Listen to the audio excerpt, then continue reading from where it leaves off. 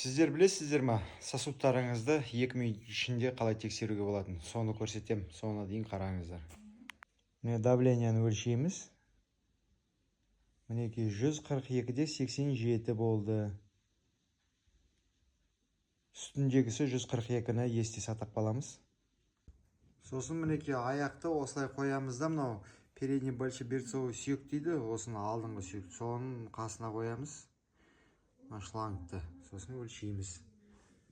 Тағы да қанша болатынын сол кезде көреміз не болатынын. Аяқты өлшейміз осылай. Көрдіңіздер ғой. 185-те 129, 185-ті есте сақтап қаламыз.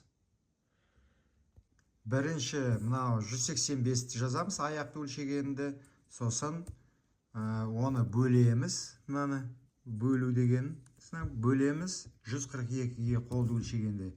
Соны енді қазір өлшейік қанша болады екен.